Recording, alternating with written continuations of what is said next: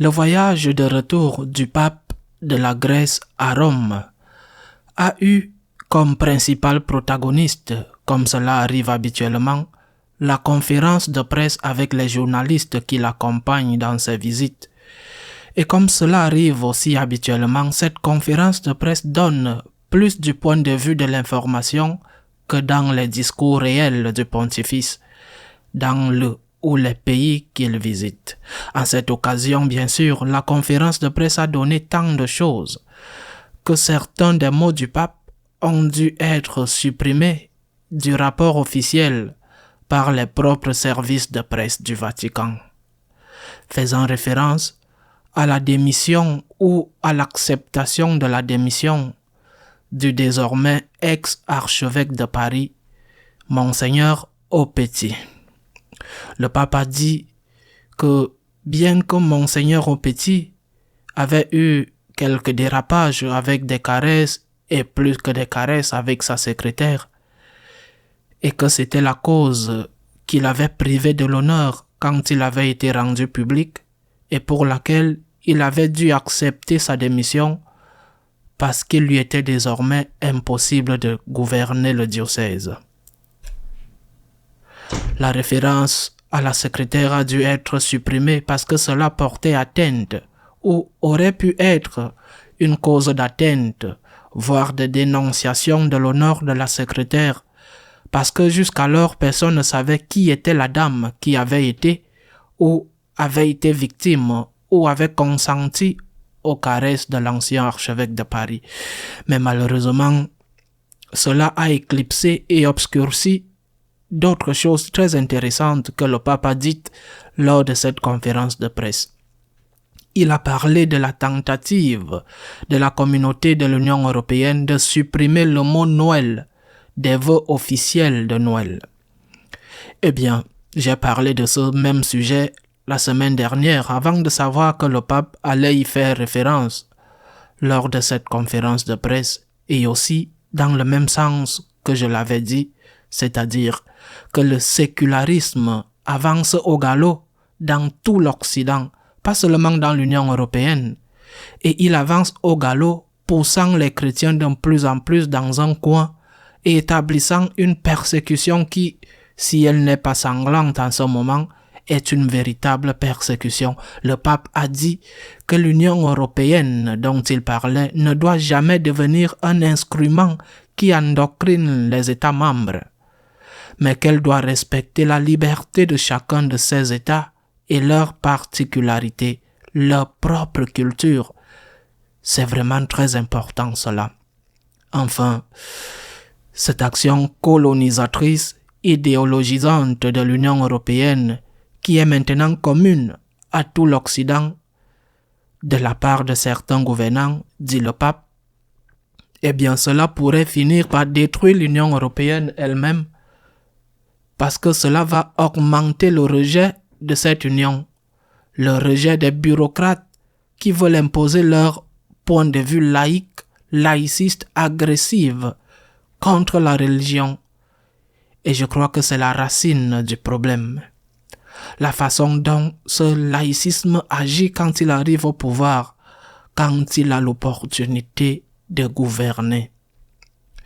Cette semaine également, le cardinal de Valence, Monseigneur Cañizares, dans son homélie lors de la messe célébrée à l'Université catholique de Valence, à l'occasion de la solennité de l'Immaculée Conception, s'est exprimé sur ce sujet et a déclaré que nous, chrétiens catholiques, n'avons aucun problème à respecter les points de vue des autres.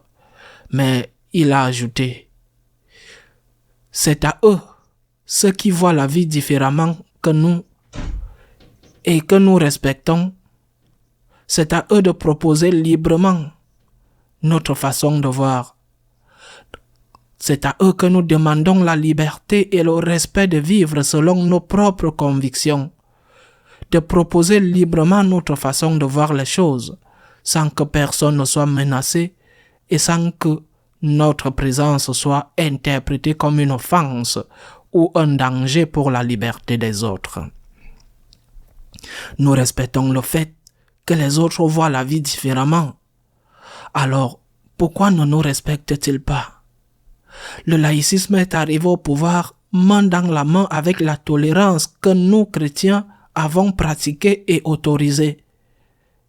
Et quand il arrive au pouvoir, quand il est arrivé au pouvoir, il devient une dictature intolérante qui s'attaque d'une manière ou d'une autre à ceux qui ne pensent pas comme eux.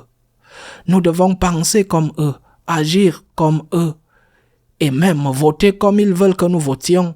Malheur à toi s'il t'arrive de voter pour un parti qui est reconnu par les lois du pays. S'il t'arrive de voter pour ce parti qu'ils considèrent comme antidémocratique, il ne l'est pas parce qu'il est légalisé, ou qu'ils le considèrent comme conservateur. Eh bien, si tu es conservateur, tu es un perdu, tu es un déchet humain. Tu dois penser comme eux, agir comme eux et voter pour qu'ils veulent que tu votes. Sinon, tu es insulté, persécuté, attaqué. C'est une pluie, c'est une catastrophe, c'est un déluge. Chaque jour, il y a des attaques et des agressions contre la pensée chrétienne et contre les actions des chrétiens et même contre la culture chrétienne. Par exemple, depuis des années, dans une ville proche de Madrid, San Lorenzo del Escorial, on a érigé une crèche monumentale. Une grande crèche qui, en plus d'être très belle, sert aussi à attirer les touristes dans la ville parce qu'elle est très attrayante. Elle présente un intérêt culturel. Eh bien, dès qu'il a été installé cette année, un de ces laïcistes épris de liberté, amoureux de la liberté, est allé prendre l'enfant Jésus et l'a brisé. Ce qui pourrait apparaître comme l'action d'un extrémiste, l'action d'un fou, l'action d'un laïciste isolé. Mais premièrement, il ne s'agit pas d'un cas isolé. Et deuxièmement, ceux qui sont dans leur ligne, notamment les dirigeants politiques, ne condamnent jamais ces attaques. Et pour aller plus loin, ils justifient même ces attaques au nom de la liberté. Ils justifient les attaques contre les chrétiens ou contre la pensée chrétienne ou contre la culture chrétienne au nom de la liberté. Nous n'avons même pas la liberté d'ériger une crèche. Une crèche, je le répète, dans ce cas précis, dans cette ville près de Madrid, qui est un acte culturel d'une énorme valeur artistique. Ils peuvent penser, ils peuvent dire, ils peuvent faire ce qu'ils veulent, voter pour qui ils veulent. Mais nous, non. Pas nous. Ce sécularisme, ce laïcisme de plus en plus agressif et intolérant, essaye d'établir une dictature.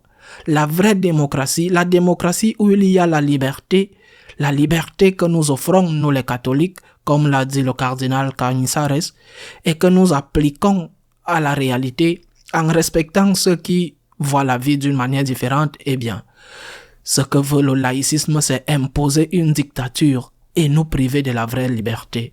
Le cardinal Cañizares a également déclaré en conclusion de son homélie, « La foi en Dieu ne limite pas la liberté, mais la renforce. » La foi en Dieu renforce la liberté.